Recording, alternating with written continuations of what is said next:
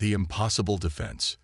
The vast emptiness of space stretched before Captain Ilara Chen as she stood on the observation deck of the UES Prometheus. Earth's first deep space exploration vessel hung in orbit around Neptune, performing the final calibration tests before its maiden voyage beyond the solar system. Ilara's dark eyes reflected the distant pinpricks of stars as she contemplated humanity's next great leap. "Captain, we've detected something unusual." Lieutenant Commander Jackson's voice crackled through the ship's comm system. "Multiple objects approaching at superluminal velocities." Ilara's pulse quickened. "I'm on my way." The Prometheus's bridge buzzed with activity as Ilara strode in. The ship's advanced holographic displays showed 5 massive objects decelerating as they approached Neptune's orbit. Their design was like nothing human engineers had ever conceived. Crystalline structures that seemed to flow and shift, defying conventional physics. "They're slowing to sublight," reported Tactical Officer Liang. "And they're hailing us." "Put them through," Ilara ordered, straightening her uniform. The main view screen flickered to life, revealing a being that resembled a bipedal insect with an iridescent exoskeleton and compound eyes that gleamed with intelligence. When it spoke, the ship's AI translated the clicking and whistling sounds into English. "Primitive vessel, this is High Commander Vexthor of the Varaxian Empire. You have been detected operating in space claimed by the Empire. Identify yourself and state your purpose." Ilara maintained her composure despite the alien's dismissive tone. "This is Captain Ilara Chen of the United Earth ship Prometheus. We are conducting exploratory operations within our own solar system, which is sovereign human territory. We were unaware of any claims to this region." The alien's mandibles twitched in what the crew later learned was amusement. "Ignorance does not excuse trespass. Our star charts have marked this system for resource extraction for the past 3 centuries. Your species' recent achievement of primitive interstellar capability does not override established imperial claims." "With respect, High Commander," Ilara replied, "Earth and its surrounding planets have been our home for thousands of years. We cannot and will not recognize external claims to our system." "Your recognition is unnecessary," Vexthor responded.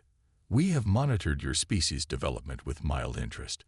You have achieved reasonable technological progress for a young race, but nothing that warrants special consideration. The Empire requires the helium-3 deposits in your outer planet's atmospheres. You may retain your inner worlds. We find them unpleasantly warm and dense."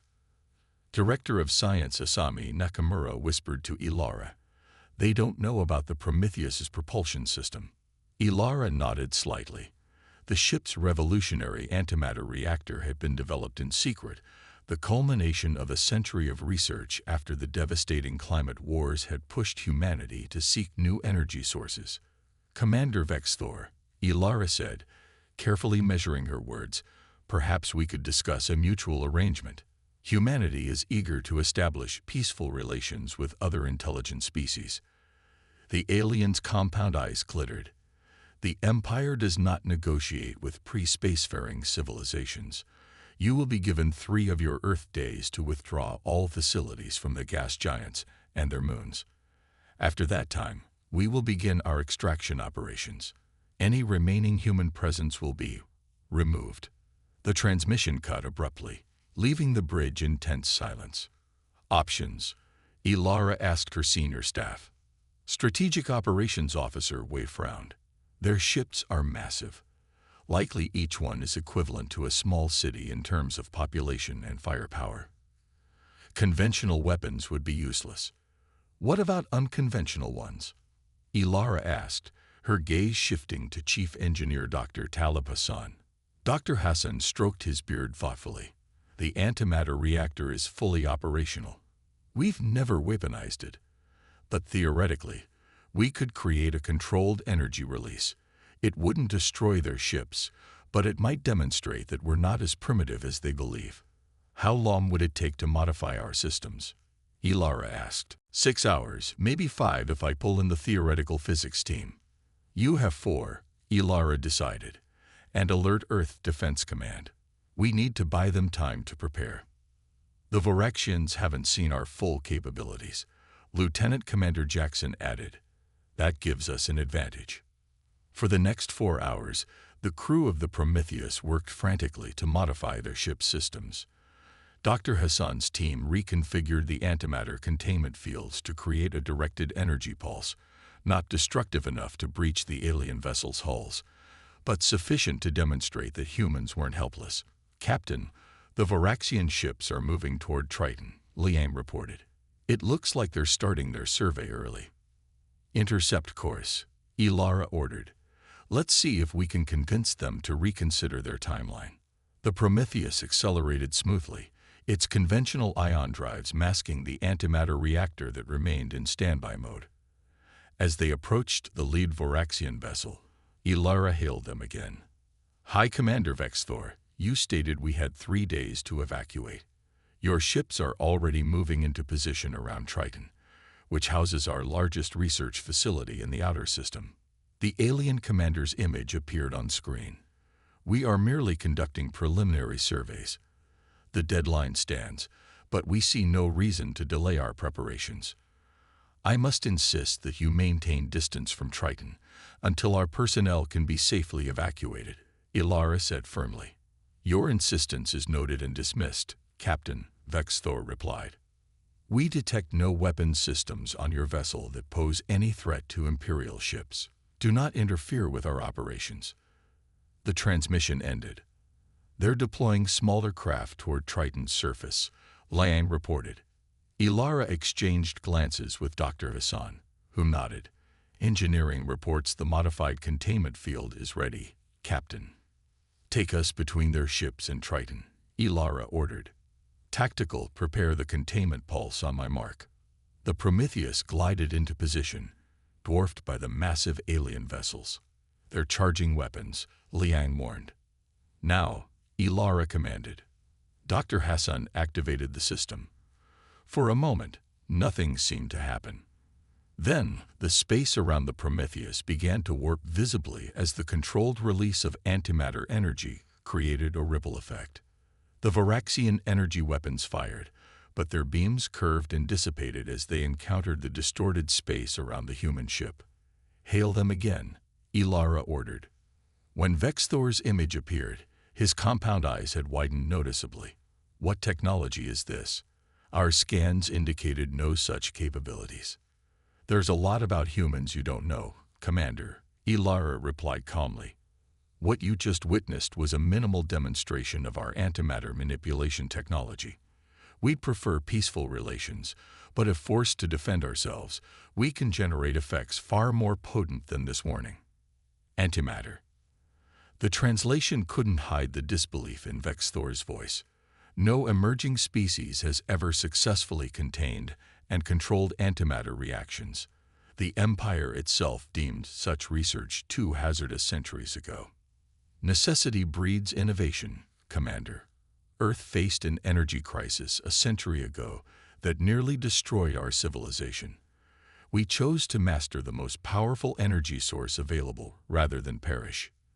The alien was silent for a long moment. We will reconsider our approach to this system. Maintain your position while we consult with the Imperial hierarchy.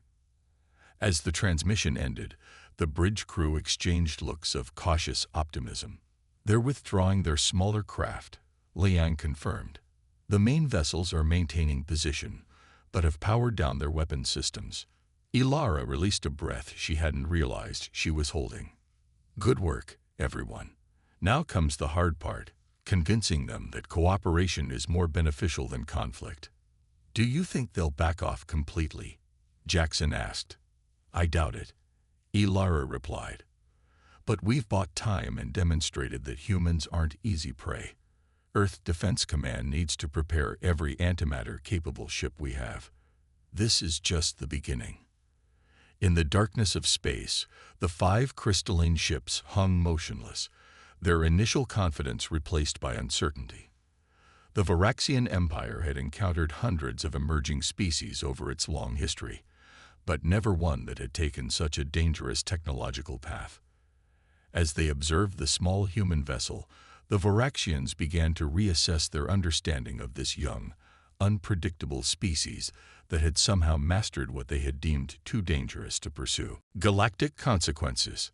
3 weeks after the confrontation at Triton, the Prometheus docked at the newly constructed Lagrange Point Defense Station. Earth had been in constant preparation since Captain Chen's encounter with the Varaxian Empire, mobilizing every resource toward defense. The 12 existing antimatter-equipped vessels, originally designed for deep space exploration, had been hastily retrofitted with the same technology that had given the Prometheus its edge. Quite the reception committee, Lieutenant Commander Jackson remarked as they stepped onto the station. A delegation of high-ranking military and political officials waited to greet them. Admiral Helena Ortiz, commander of Earth Defense Forces, stepped forward. "Captain Chen, your actions at Neptune may have saved humanity from subjugation. The Security Council has been in emergency session since your report arrived. Have there been further communications from the Varaxians?" Ilara asked as they walked toward the conference room. "Yes, but not just from them," the Admiral replied cryptically. The conference room contained not only human officials, but also holographic representations of 3 distinctly different alien species. Ilara tried to hide her surprise as Admiral Ortiz made introductions. "Captain Chen, meet Ambassador Trell of the Novan Confederation, Envoy Zask of the Meridian Cluster, and Elder Kivath of the Sylph Dominion." The aliens each acknowledged her in their own way. Ambassador Trell, a tall humanoid with silvery skin, spoke first. "Captain Chen, your encounter with the Varaxian Empire has created quite the disturbance in galactic politics. For centuries, the Varaxians have expanded unchecked through intimidation and superior technology. Your demonstration of antimatter manipulation has changed calculations. We've been monitoring your system discreetly," added Envoy Zask, whose translucent body pulsed with bioluminescent patterns. Many spacefaring civilizations maintain observation posts near emerging technological species. The Varaxians' approach to your system triggered several alerts, and their retreat triggered even more, rumbled Elder Kivath, a massive entity resembling a feathered reptile. "No one has forced a Varaxian fleet to reconsider in living memory." Admiral Ortiz explained, "These representatives approach Earth separately after learning of the Neptune incident. They've each expressed interest in diplomatic relations and potential defensive alliances.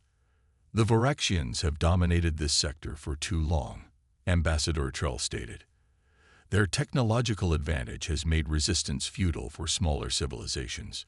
Your antimatter technology could change that balance." Ilara processed this information carefully. "So we've unintentionally disrupted the galactic status quo." "Intentionally or not, you have," confirmed Envoy Zask. "The question now is what humanity will do with its unique position." Before Ilara could respond, an aide rushed into the room. "Admiral, we're detecting multiple subspace distortions. Varaxian signatures, but different somehow." The holographic displays shifted to show real-time sensor data. 20 Varaxian ships had appeared at the edge of the solar system, twice as many as before, and with visible modifications to their crystalline structures. "They've adapted," muttered Elder Kivath. "Faster than expected." The main screen flickered, and High Commander Vexthor appeared, but something had changed. Additional cybernetic components now augmented his exoskeleton, and his compound eyes glowed with artificial enhancement. "Humans of Earth," he began without preamble, "the Imperial hierarchy has reviewed our initial assessment of your species and found it lacking. Your antimatter technology represents both a violation of natural development patterns and a potential threat to established galactic order." Admiral Ortiz stepped forward. "Commander Vexthor, Earth has made no aggressive moves against your empire. We merely defended our sovereign territory. Your very existence in your current technological state is aggression." Vexthor replied coldly. "Species do not develop antimatter containment before achieving proper civilization maturity. The hierarchy has determined that human development must be." Ambassador Trell interrupted, allowing his hologram to become visible to the Varaxian transmission. The Novan Confederation does not recognize the Empire's authority to determine developmental propriety for other species. Vexthor's mandibles clicked rapidly. The Confederation has no standing here. Nor does the Empire in Earth's system, countered Envoy Zask, also revealing their presence. The Meridian Cluster formally recognizes human sovereignty over this solar system, as does the Sylph Dominion, added Elder Kivath. We have already established preliminary diplomatic relations with Earth. The Voraxian commander's compound eyes flashed with rage. So the lesser powers seek to use human antimatter technology against the Empire. This confirms the hierarchy's assessment. The human threat must be neutralized before it destabilizes the sector. The transmission cut off abruptly. They're accelerating toward Earth, reported the sensor technician. Estimated arrival time: 6 hours. Admiral Ortiz turned to the alien representatives. Your support is appreciated, but do your governments offer more than words? The Confederation has dispatched a defense fleet, Ambassador Trell replied, but they cannot arrive for at least 12 hours. Similar timeframes for our forces, the other representatives confirmed. Then Earth stands alone for the first engagement, Admiral Ortiz concluded grimly. She turned to Captain Chen. Captain, you've faced them before. Any insights? Ilara studied the tactical display thoughtfully. They've modified their ships to counter our antimatter pulse, but they're still thinking conventionally, approaching in standard battle formation. A plan began to form in her mind. They don't understand the true potential of antimatter manipulation. For the next 5 hours, Earth's defense forces positioned themselves according to Ilara's strategy. The 12 antimatter-equipped ships formed a seemingly fragile perimeter around Earth, while conventional forces remained in reserve near the Moon. They'll expect us to use the same defensive tactic as before, Ilara explained to the Unified Command. Instead, we'll demonstrate what coordinated antimatter field manipulation can really do. As the Voraxian fleet entered the inner solar system, Admiral Ortiz opened a channel. Voraxian fleet, this is Admiral Helena Ortiz of Earth Defense Command. We have no quarrel with your empire and seek peaceful resolution. Please state your intentions clearly. The response came immediately. Our intention is the containment of antimatter technology and the supervision of human development. Surrender your antimatter vessels and research facilities, and your species will be permitted to continue its development under Imperial guidance. And if we refuse, then we will ensure humanity cannot threaten galactic stability. Admiral Ortiz looked to Ilara, who nodded. We refuse. Earth belongs to humanity, and we will determine our own path. The Voraxian ships accelerated, their weapons systems charging. The modified crystalline structures glowed with energy designed to penetrate antimatter-generated fields. All vessels execute Protocol Mugius, Admiral Ortiz commanded. The 12 human ships activated their antimatter systems simultaneously, but instead of creating individual defensive fields, they generated an interlocking pattern.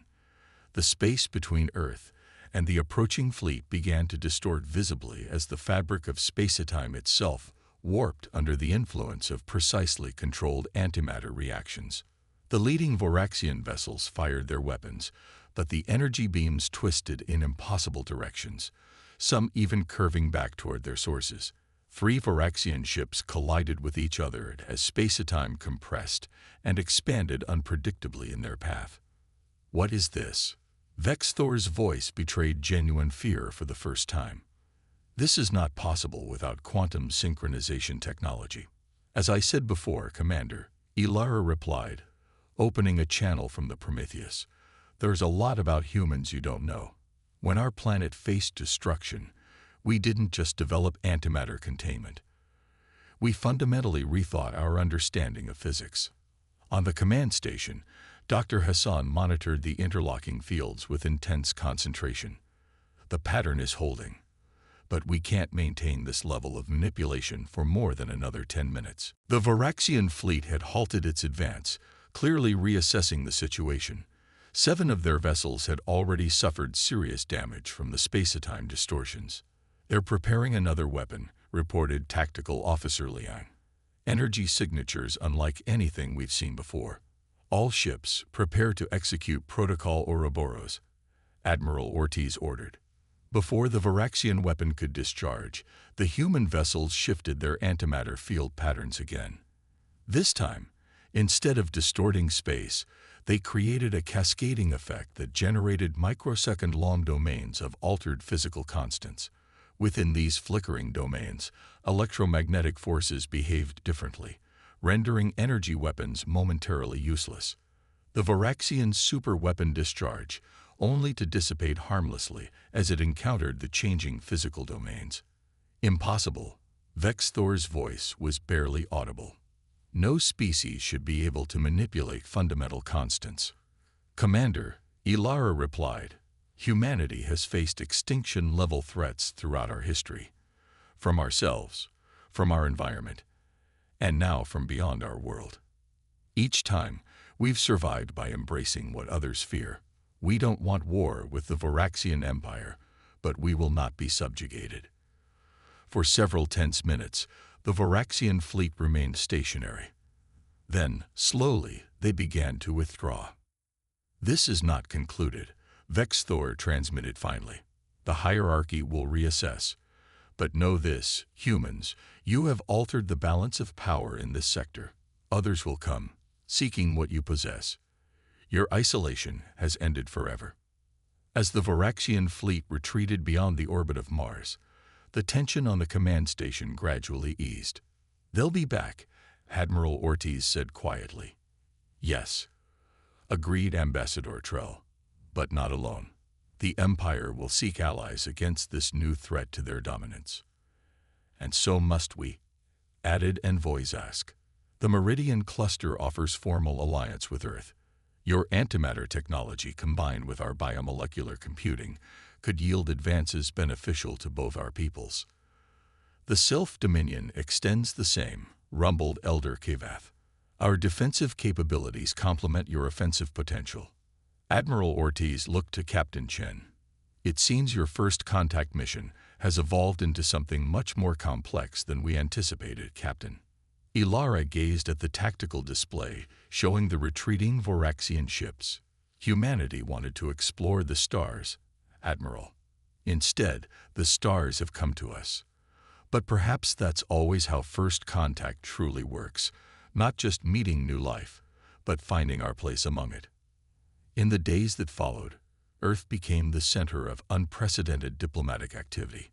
Species that had observed humanity from afar now approached openly, some seeking alliances, others technology exchange, and a few simply wishing to understand the young species that had defied the Varaxian Empire with technology others had deemed too dangerous to pursue.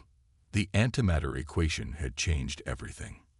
Humanity had leaped onto the galactic stage, not through gradual acceptance, but by demonstrating that sometimes the most dangerous path is also the most necessary one.